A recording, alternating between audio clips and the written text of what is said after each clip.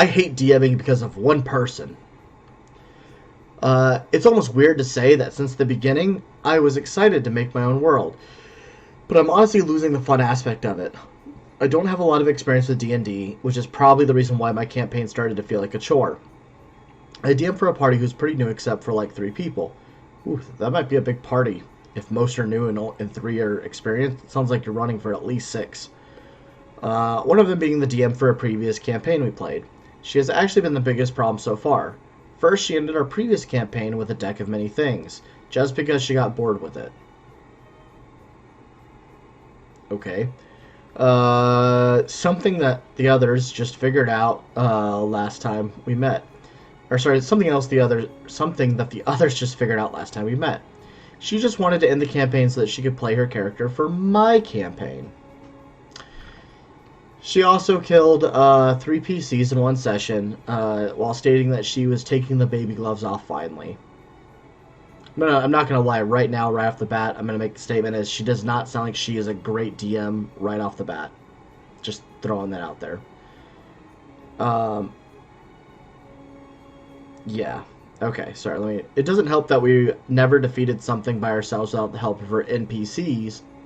She plays DM NPCs too, or DM PCs, whatever you want to call them. Sans 2 times. Along with that, it's like having a backseat DM for my sessions. Constant, I would have done this. I would have made this roll. This combat is so boring. Why did you do that? Stop being a fun killer and don't give me that biatch face.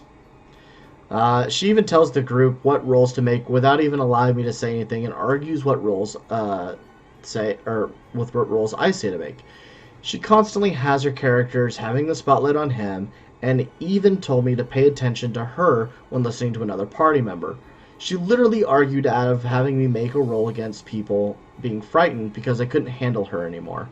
I understand that I am extremely new to all of this, and I will ask for help sometimes, but she always acts so condescending to me that it's literally draining me. It doesn't help that she sits right next to me, and I'm just so close to quitting going back to being a player. For background info, we're all high schoolers and our friends. Also, kicking her out is not an option. We use her house, and most of the D&D players are in the same friend group as her since grade school. I feel like I was given DM too early, and since I only had played her incomplete campaign before this. I never even bought my own books yet, since I don't have that much I can dish out for a couple of books. She allows me to borrow her books when we play, but also has belittled me for it. I honestly have no idea what to do anymore. This has probably come off as a rant. However, after yesterday's frustrating session, I honestly could use any advice. Oh man, Awkward Phantom, I feel for you, man. Oof. Okay, so some first things first, and I'm going to be as polite as I can be. So, this girl here, that was your previous DM. One, she doesn't sound like she's a great DM herself, especially if she ended a campaign using the deck of many things because she's just done with it. Like, that's not great. And then to say, oh, I'm taking off the baby gloves, and then just to start TPKing, that's not okay either. Like, that's not how D&D works. That's a vengeful, bad DM. That's someone who doesn't, this is someone who doesn't want to cooperatively tell a story with you guys. This is someone who is wanting to play God. And that's not something I'm okay with. Alright? So that's something, DMs on power trips are the worst things ever. Okay? Now, that being said, you need to add a little bit of backbone and power into your DMing. It sounds like you're the complete reverse of her. You're letting her say these things and do these things, and you're letting her get away with it. Now, understand what I'm about to tell you will probably cause some sort of conflict. And I don't think it's necessarily great, but you're going to have to grow a little bit of a backbone and show her that you're capable of doing this. Another thing I do want to point out real quick is, yes, you are very, very young to be DMing. That's not a bad thing, though. That's not at all. Or not young, but you're very new to the game, and so DMing is a huge thing. It takes a lot of resources. It takes a lot of time. DM prep, I spend about 6 to 8 hours of prepping a week. It's a lot between building encounters, planning out what's going to happen, or, well, when I say planning out what's going to happen is trying to conceive a very possible thing my players might do, and then they still subvert it. trying to come up with as much as I can so that I can have every base covered, so I feel like I'm that really good DM, or at least I come off that way. The next thing, and this is going to be the biggest thing for you, is confidence. You will not believe how much Awkward Phantom, I know awkward's in the name, right? But like, you will not believe just how much confidence will give you in life. And not just D&D, but in life. In D&D, it's going to do great, though. So next time she goes, oh, I would have had him roll this, I would just be like, well, let's see how you do on the roll I called then. Because that's not the roll I called. Like, and if she wants to argue with you about it, just say, if you need to take a step out and go get a breather, go do that. We're going to continue playing in here. But you guys have asked me to DM. I am doing it. I'm taking time out of my day to be able to prepare this for you guys.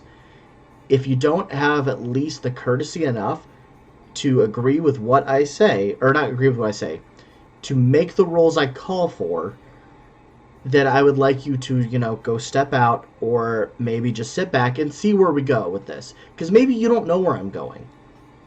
Maybe I called for this for a certain reason. And I get that with new DMs especially, they call for the wrong roles all the time. And it's okay as a player sometimes to be like, hey, that actually might fall under this category or this skill set instead. But if you're doing it and you're making comments like this, and this is what really bugs me about what's going on in your situation here, right? This right here. I would have done this. I would have made them make this roll. This combat's boring, especially that one. This combat's boring. I'm sorry, if she was a real DM, it takes some time building combat, especially if you really want to make it like fulfilling and challenging. So if he's a high schooler, he's going to school all day, right? So that's 8 hours a day. Then he's got to go home, probably, do his homework. I don't know if he has an after-school job or any of that, but then do that. It's like you don't have a ton of time to be making this kind of stuff. So he's going to do the best he can. And also keep in mind, he's still new. He doesn't know how to incorporate, like, hey, let's have terrain hazards. Hey, let's introduce, modifying monster stats. Like, let's do all these little things to try to make the combat more interesting and more fulfilling. And so, I'm on a rant. I'm sorry, I'm on a tirade. I picked this question because this one triggered me so much. Because this is not how you get someone to DM. And honestly, he's feeling like quitting already. He hates DMing, and that's not something I ever would want to encourage. Like, DMs are already so few and far between because everyone wants to be a player. That, like, you should embrace your DMs. You should be... And I'm not, like, saying that for, like, anyone to come up to me and be like, oh, yes, we should embrace you and be like, awesome. No, it's just, like, they put a lot of work and time into this. All right, let's see what Chad has to say. Let's see here. Vanya says, I hate the deck of many things Oh, sorry, I missed one. I go up one more. Two more I missed. Okay. At first she sounded negligent to me, then she sounded arrogant. Yep, definitely full of herself.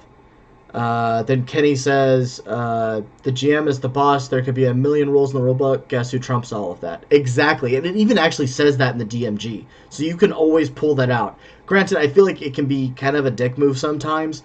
But, like, in this situation where you need to grow that backbone a little bit, I don't have my book right next to me. Otherwise, I'd pull it up and look for you.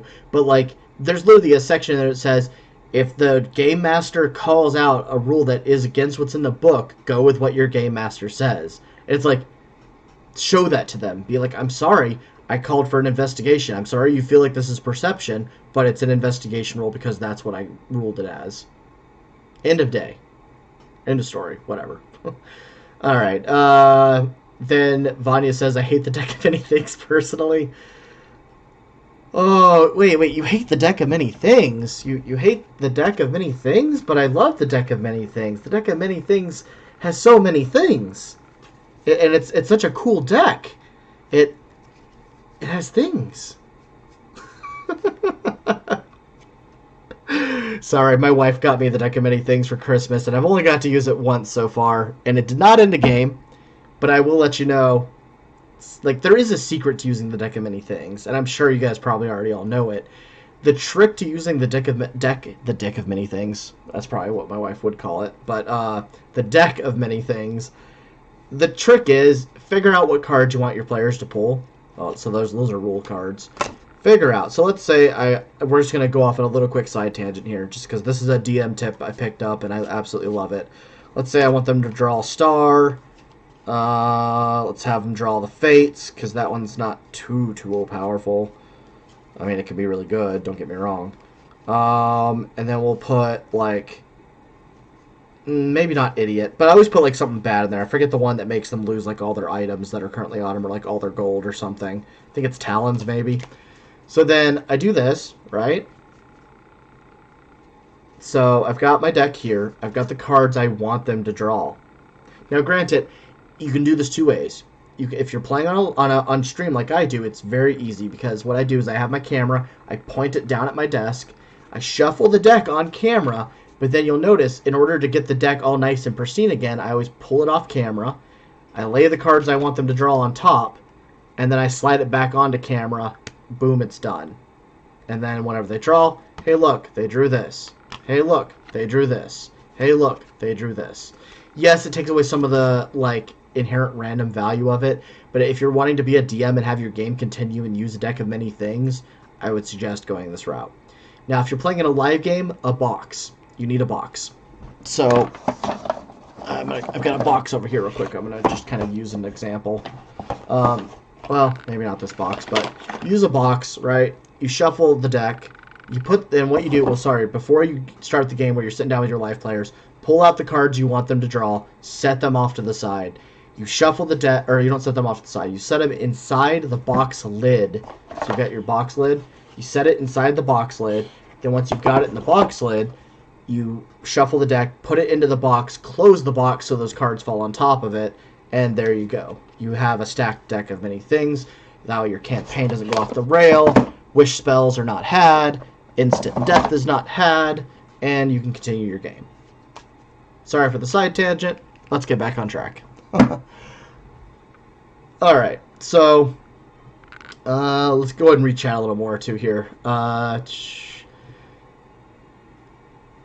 man, there's been a lot of things said. Hold on, go back up. Alright. I hate the deck of many things personally, especially using it to end a campaign. Yeah, that's a super dick move. I'm not going to lie, that really is. It sounds like they just wanted to end it and didn't care.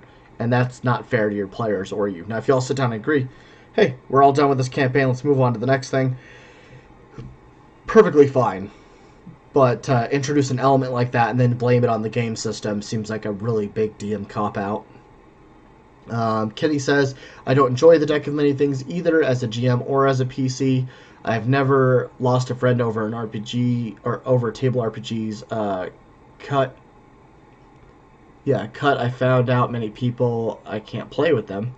Yeah, sure. That's perfectly reasonable. Tell them to be constructive, not destructive. If she has problems with their GMing, tell them to write it down on notes and say nothing.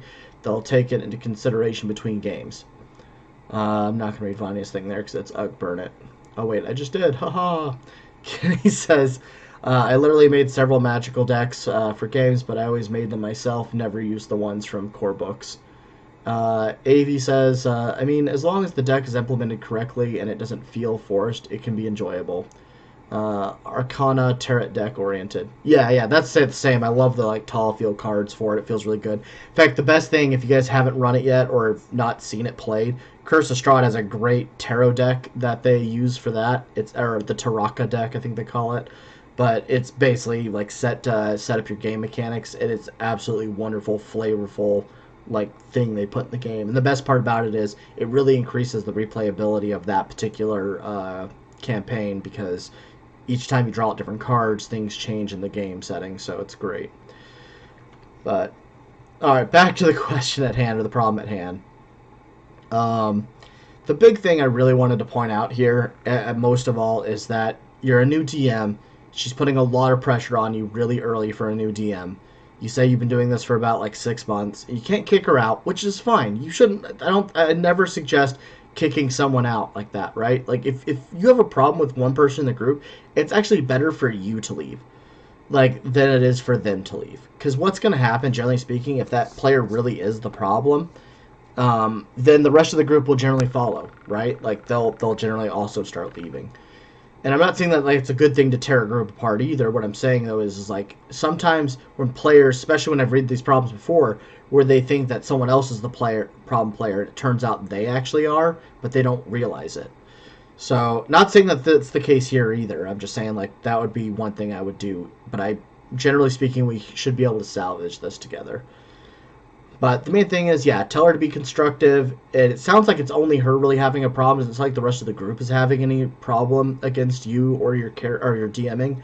Uh, so what I would do, like I said, is take her aside, let her know, hey, if you enjoy playing in my game, or if you still want me to keep doing it, I would like that you tone down the like criticisms like by a lot.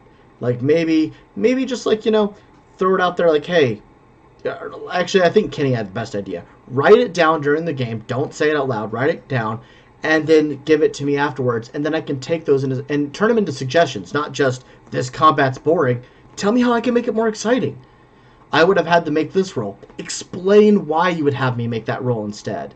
Like, don't just make criticisms. Constructive criticism is, well, here's why you should do this instead of this, right? So, honestly, Awkward Phantom, I really feel like you can pull this one together. This one doesn't seem so unsalvageable. I know it seems a little rough right now, but take that suggestion. I think the note suggestion, honestly, is the best one we got here. So take that, offer her that, and just be like, hey, it maybe demeans my skill as a DM, or even if well, I wouldn't put it that way, because then that makes it sound like you have no skill. I would just say, like, put the criticisms into something else. You don't appreciate it being in the game, and that, we can deal with these things after. And for her making fun of you for not owning books, but yet she literally killed her own game so that you could DM because she didn't want to DM anymore. I'm sorry, that's just silly. You guys are high schoolers. Like, not everyone can just go out and go buy these books. These books are expensive. Like, I know on Amazon you get them like 25 a pop, but then when you start adding them up, like, you're going to end up, if you want to get all the books that just have player content, that's upwards of like 7-8 books. If you want just the DM stuff, which is like DMG, but then you still got Monster Manual you'll need the Volo's Guide, you'll need like all these stuff. You want to have these, I mean, granted, you don't need those other things. The core thing you really need is Monster Manual and DMG, but even that's $50. That's not super cheap. So, and I don't suggest pirating. I'm sorry, like, WotC already struggles to make money with D&D, or at least they used to. I think they're doing a lot better now, but like they just did their quarterly call, and it wasn't like as high as Magic the Gathering or Hasbro's other properties. So like, keep that in mind. Don't pirate, but if you need to, I'll tell you what. If you end up watching the stream, reach out to me, and if I can verify it's you, I've got an extra like Player's Handbook and DMG I can send you. So just reach out to me, let me know, and I'll get you taken care of if it really is that big of a problem. But don't quit DMing, man. Like, there's not enough of us out there, and it becomes so great being able to be the own storyteller and to share those stories with your players and to have them help build that cooperative storytelling experience. I hope that everything works out for you. Awkward Phantom, like I said, reach out to me if you're able to, and we'll get you set up. All right, so